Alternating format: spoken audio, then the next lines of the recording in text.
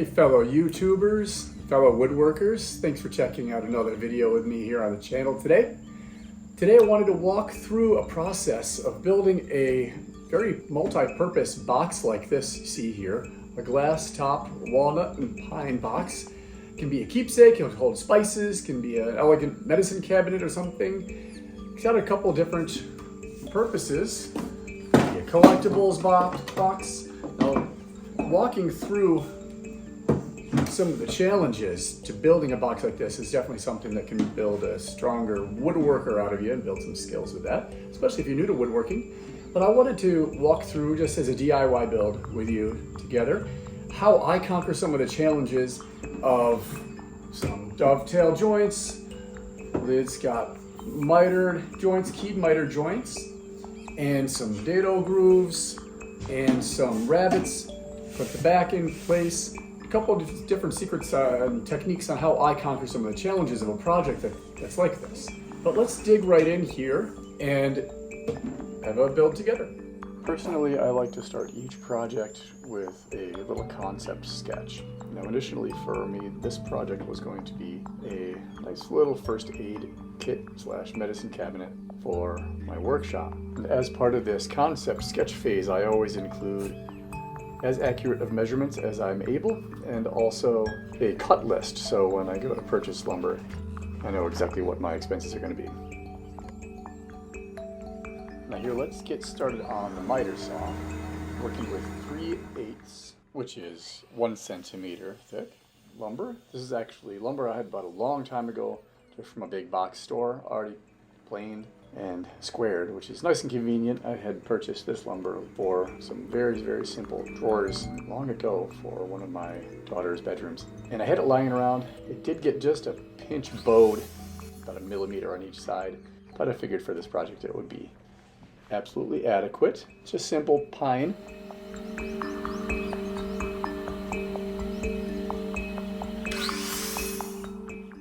So here we're going to set up my simple dovetail jig with a dovetail bit in my router. There you can see a dovetail spacer and those individual lines on the jig. This is where we're going to adjust so we have an equal, exact, repeatable spacing. Now you can see we have a center marked there, as well as a -1 and then a +1 and a +2. And you can simply add equal spacings for 3 or 4 or 5. So as you plunge that piece of wood through the router, you simply move to the next one, then number 2, and number 3. Now, I'm sure you all have seen some of the incredibly complex and wonderfully expensive, brilliant jigs for cutting dovetails and pins out there. But I like to exhibit the most simple if I'm able to, especially for my beginners out there. So this is certainly one of the most simple that I've seen and that I've ever used. Now when you're setting up your router bit there, the dovetail bit, you want to make sure that you're setting the height to be exactly the same height as the thickness of the boards. And in a moment here, we'll double check that measurement as we measure out the same thing that we'll do for the pins that we're going to cut later. It may be smart to clamp down your wood right to your miter gauge there that's used to slide the wood through, just because as you're using a router, it's likely to try to scooch that board away from you. You always notice and always take note of your router blade direction. And so I clamped it here, as you can see, just to ensure that that's going to be parallel going through for each of these dovetails. And if you take a quick note of what the sawdust looks like, remnants really, it's not really sawdust, you can tell you have a good sharp router blade or saw blade if the sawdust coming off doesn't look like just powder. If it looks like what you're seeing there, with the little fragments in little strips like that, that means you got a nice new or recently sharpened router blade. So good for you if your sawdust looks like that.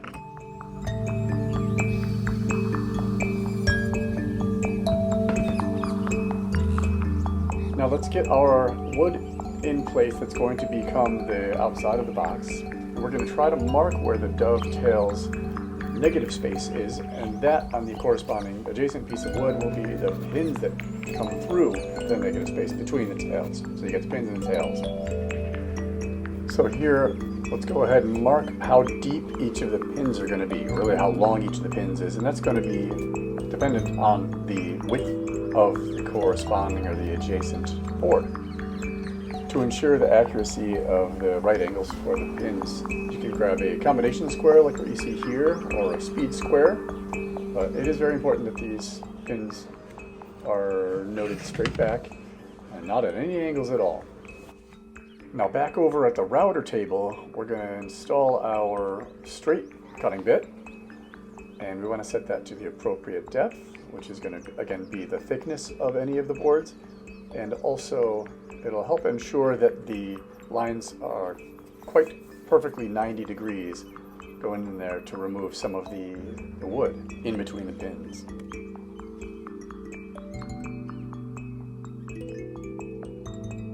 And we're going to make each pass by eye.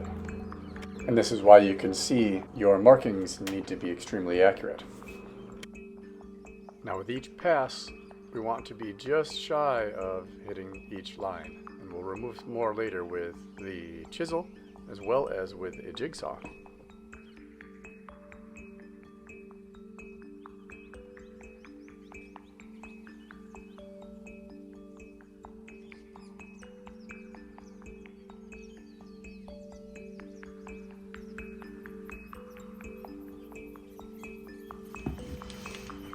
Now we're going to gently chip away more of this.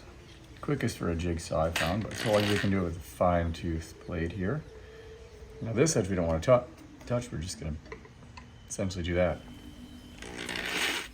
Now with the jigsaw blade, it's different in its thickness compared to a coping saw blade, and I like the jigsaw because it is a little thicker, it's a little bit wider, and it is less likely to give you an error, even though it seems like a tool of destruction for a delicate task like this. But if you gently rock the blade, or pivot is probably a better word, just to not touch the side of the pin that's closest to the blade there, but the closest to the viewer here, that's what we want to remove. So with the width of the blade there, it holds itself a little more naturally parallel to the board itself there. And I know it's delicate work, but you'll get a feel for it, and I've had very good success with this. It also works just a bit quicker than a coping saw.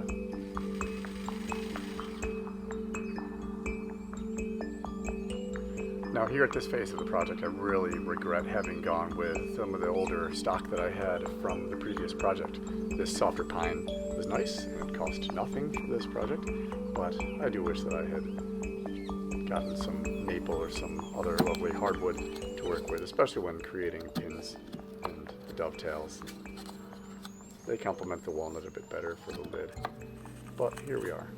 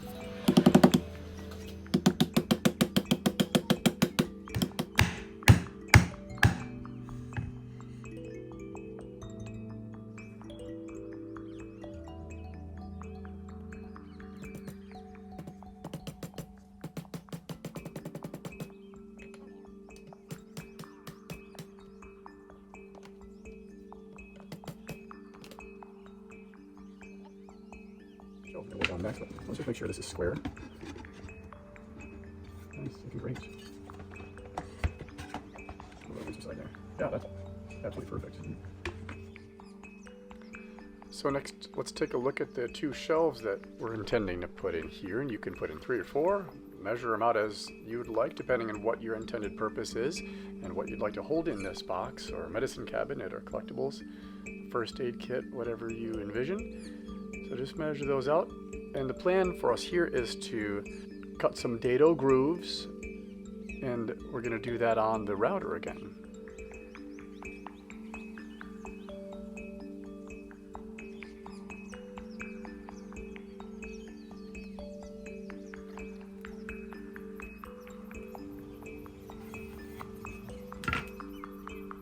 So here we can see a close-up of the dado grooves, and the general rule is for a dado groove depth, it should be no deeper than 1/3 to half of the thickness of the material, so of the shelf here. And the ideal depth really just depends on the amount of weight that the shelves are going to be holding. So give that some thought, but typically 1/3 depth is about where I am aiming for most of my projects. So we really want to be safe, and we want to use our miter gauge here, just as with cutting the pins and the dovetails.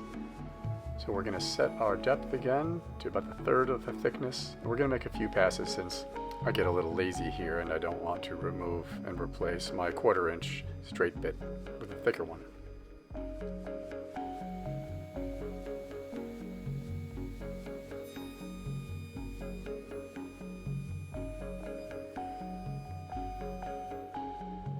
So let's go ahead and clean these dado grooves up with a little 220 sandpaper. I like to wrap that around a piece of wood or sanding block. So here we're just marking the width of each of the 2 shelves. Special thanks to my son helping me out a little bit there, talking through the process. A noogie with a hammer?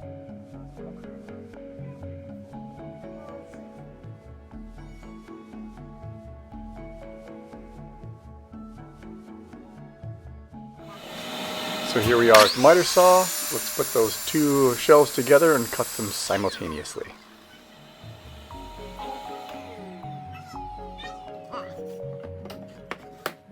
So let's get those shelves in place, checking for fit, and we'll check for square.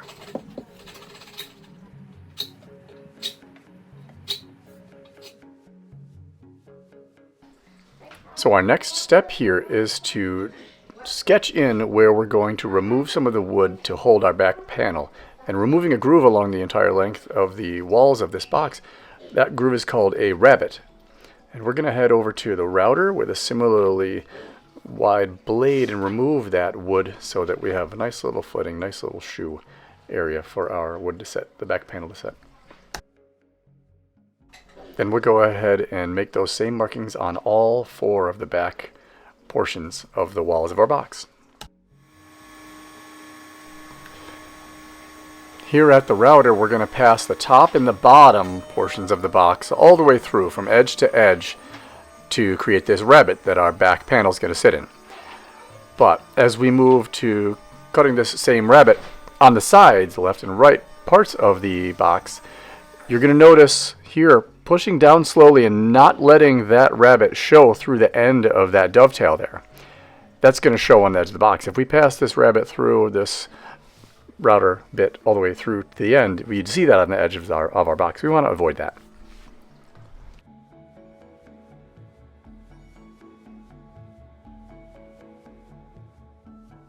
Now once we've reassembled our box walls, let's take a chisel and just clean up the edges where our router left some imperfections since we didn't plunge all the way through the edge of that dovetail on the end there.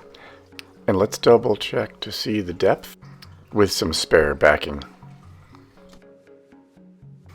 So after our rabbets are cut on the walls, naturally our shelf depth is going to be a bit too deep. So let's go ahead and mark down where we want to trim the depth of each of the 2 shelves in the back there. And we'll go ahead and shorten those shelves on the table saw. Having a large right angle like this can really help ensure that any media that you're marking is marked at 90 degrees. So I highly recommend having a large square like this around. You can certainly cut this on a table saw, but I have this nice and portable Kreg jig pseudo track saw set up here, and it served me well for some of the simpler cuts. So after our last piece of backing is cut, we'll go ahead and just sand that and clean up the edges with some 220 grit sandpaper here. So let's apply some nice wood glue to each of the dovetails and the pins and get this box assembled. Now that unintentional perfect product placement there, the premium wood glue by Titebond, the level 2 there is fantastic for a project like this. The level 3 is for some things that are more water resistant, waterproof needs, but that This is not a sponsored video for any of the products that I've used, but I'll go ahead and leave some links. I am an Amazon affiliate, but if you want to buy that, buy my links or some of the clamps that you see and things from the links and the products on the video here below, go ahead. But none of these products are sponsoring my video here for us.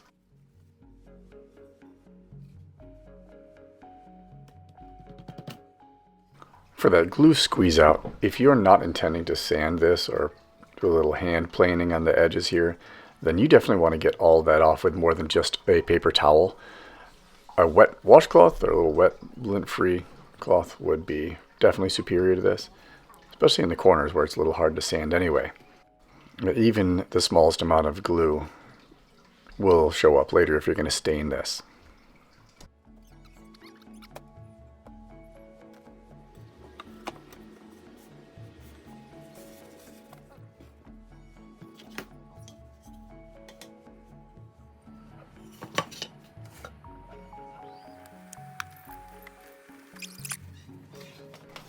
Now I love using these little strap clamps. This has 4 right angles that can be applied, and this specific one will reach, I think, about 11 or 12 feet around, so it's good for smaller or larger projects. It's not a perfect clamp, but it works very well for a project like this.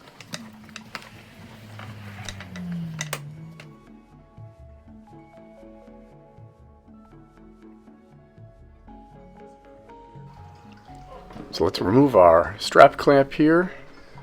Check for square and remove any parts here around the corners where some glue squeeze out has come out with some 220 grit sandpaper or a chisel or both.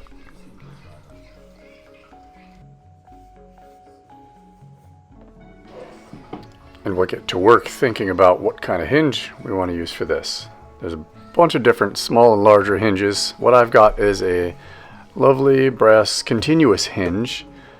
These are available at most big box stores. They're very inexpensive and they're very stable.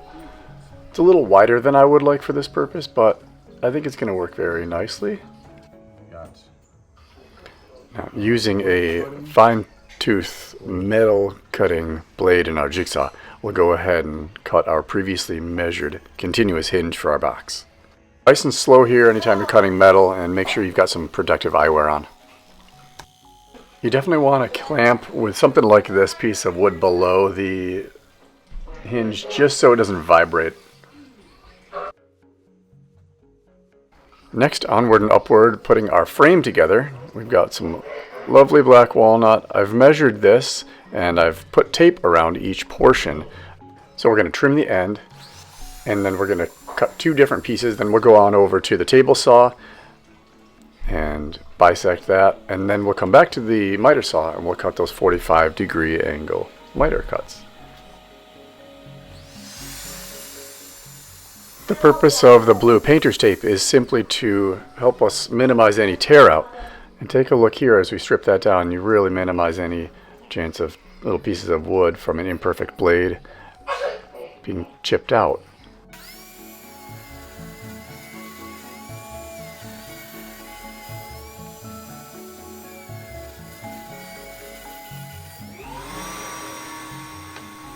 Back on the router, we'll have 2 different passes for our framing edges. We're going to do some shaping here, nice round over bit. And you can see there at the bottom of the piece I've got it raised up about 2 millimeters so that it's not just a round over, but it's got a nice little notch appearance. Here at the table saw, we'll go ahead and raise our blade just enough of a thickness to accommodate a safe and stable hold for the glass or the plexiglass you'll be putting in. To cut the 45-degree miter angles, we're going to go ahead and set our saw, the miter saw, to 45 degrees. Some people recommend 46 to get a bit of a tighter, very furthest edge angle. I recommend just 45.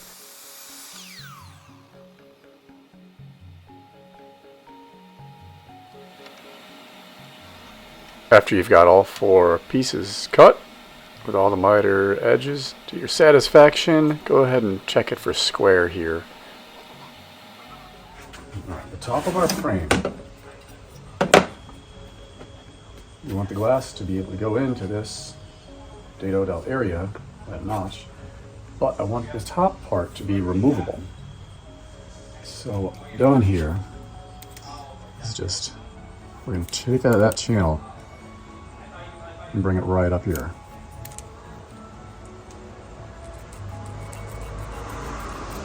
We're going to use the same setup that we had previously for our table saw there. We'll just continue. Then we're going to continue it all the way around. We're going to replace this piece of wood. Of course, with my table saw, we're just going to literally remove it. Then I'm going to put a couple of holes through here, and we'll sandwich in a piece of wood. So anytime if the glass breaks, we'll be able to remove the backing of this top piece of the framing, slide in the glass that's replacing it.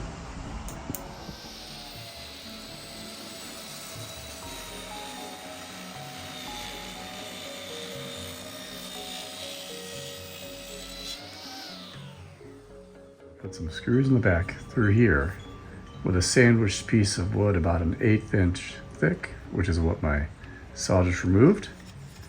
I created a piece that would go in there, about 1/8 of an inch thick.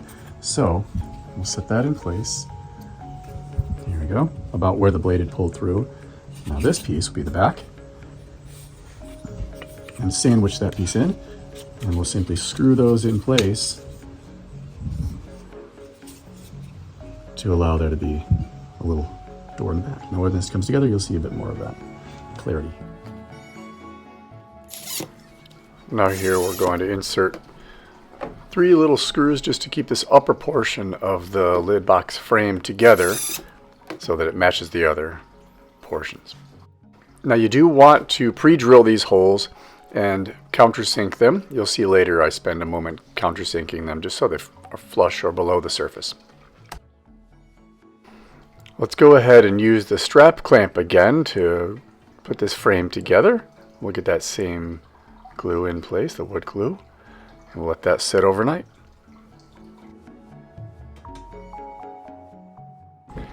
Now you want to be especially careful about the 90 degrees here, which is why I have the large right angle down below there for each corner as we go.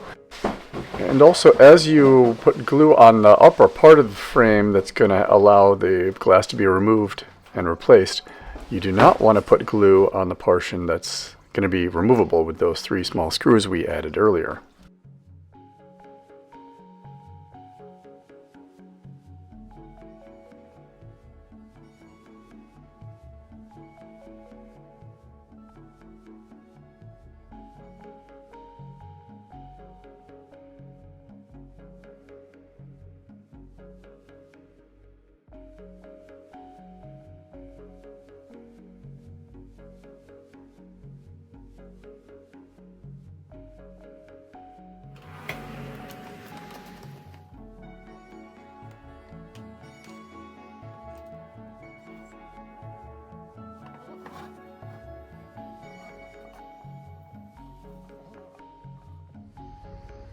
Now what you're seeing here with the arrow is a little key, a triangular piece of wood that's going to be submerged into each of the 4 corners of the frame of our lid.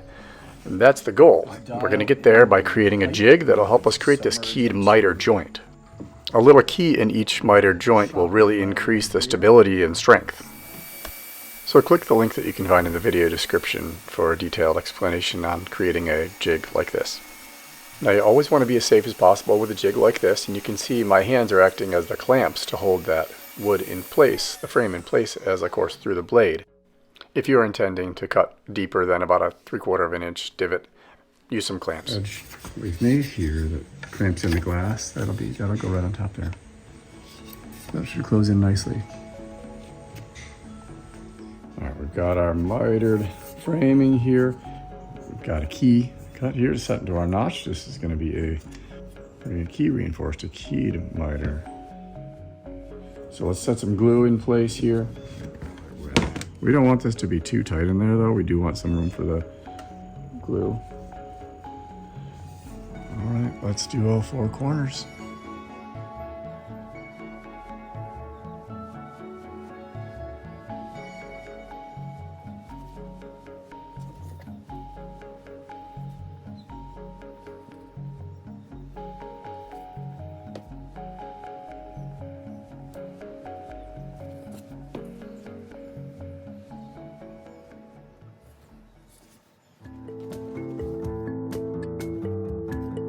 So after the glue has dried with the keys in the corners, we're going to go ahead and use a flush cut saw and remove the superfluous material here.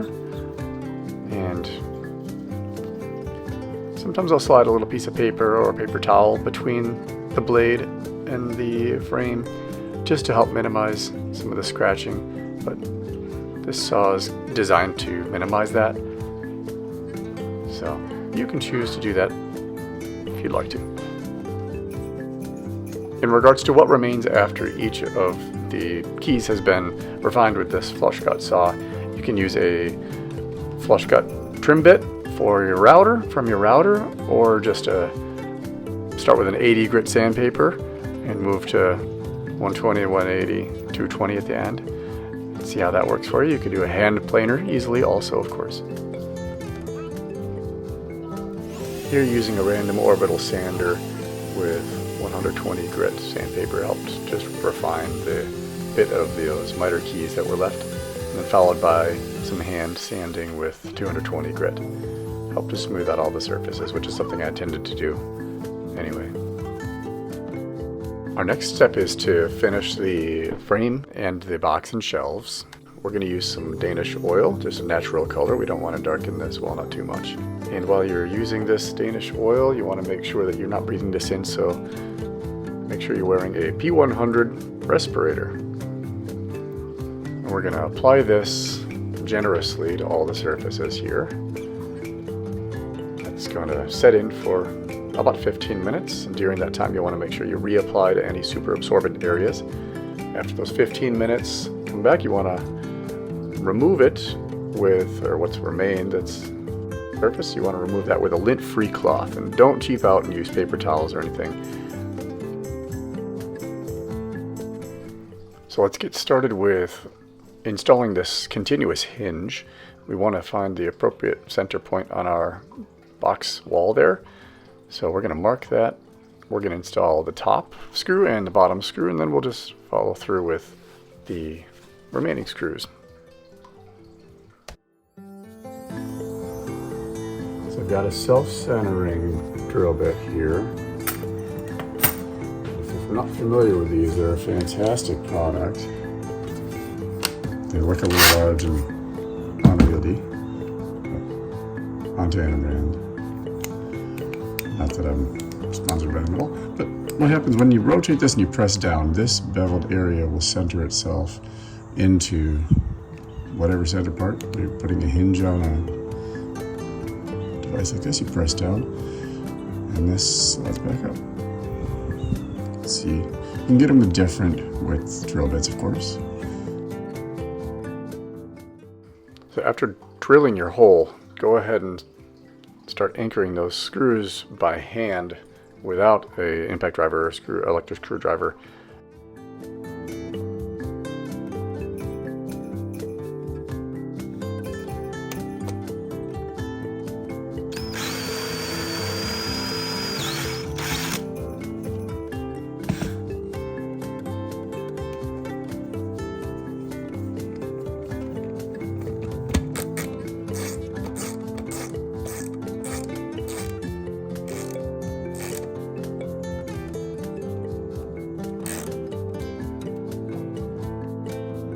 Eyeball it, perfect.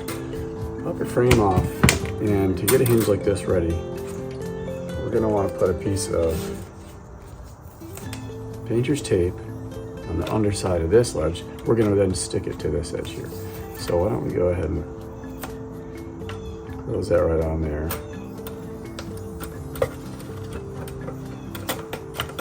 I have a little more stick out than I just did, but I think we're going to be okay. You can do a couple of layers of this. But what we're going to do is we're going to set that frame right on here.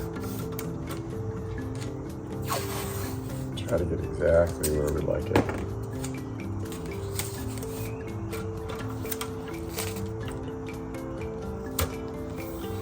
Not a totally necessary step. Push it through in such a way that you're able to see your holes. Feel free to pop a couple through, especially the top and the bottom ones. That way when we use our self-centering drill bit, we'll be more likely to Be lined up. Find the holes. So let's set things in play here. Now we found the perfect location for our frame relative to the hinge here. So let's just go ahead and stick this tape to the underside of our frame. It's not going to be exact. You can see there's a little bit of play just from the millimeter or so of movement within the hinge. Let's get this open and let's double check. Whatever side you want the viewer to see most, make sure that's the most lovely. Tape is in place.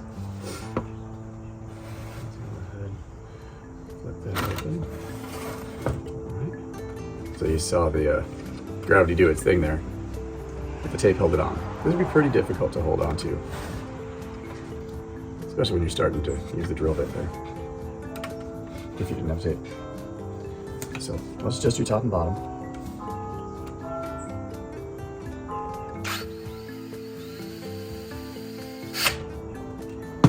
This is where I think it's okay to use a impact driver or simple drill on a slower speed. Let's just get it started this way, just because it's an inconvenient moment here. Just make sure you're not going too deep. All right.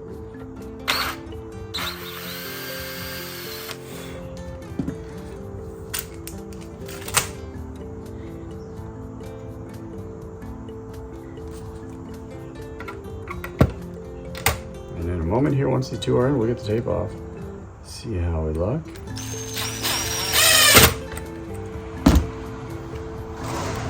You can certainly leave it while you do all this assessing. You can drill every hole through there. All right, we got a little bit of wiggle room to play.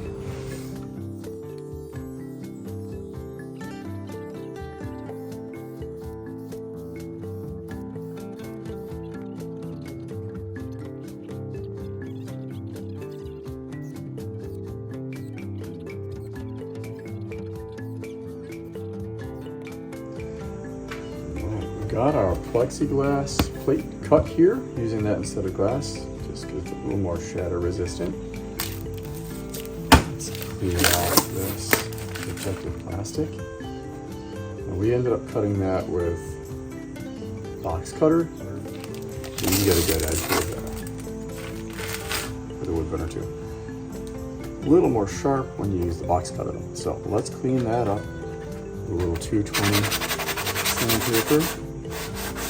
Now click the link here, guys, if you'd like to watch a more descriptive video on the best techniques for cutting plexiglass or acrylic sheets. Cut length, thickness-wise, yep, good. Got about 1 millimeter on each side. Snaps in, overlaps there. Looking good.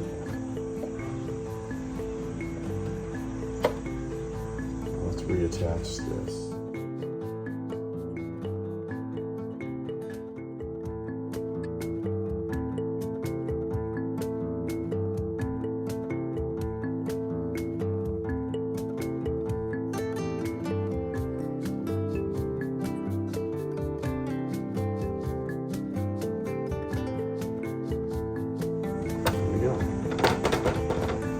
Glass is in place with fingerprints and all.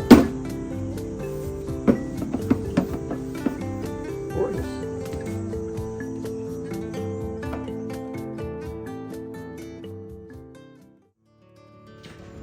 Well guys, I hope you all found that video helpful or inspirational. Gave you some tips on problem solving a bit, as every project does for me. I feel like I learned something with every project for sure. Don't forget to hit like on the video and subscribe, and keep the channel alive, creating some more content just like this. Happy building, guys.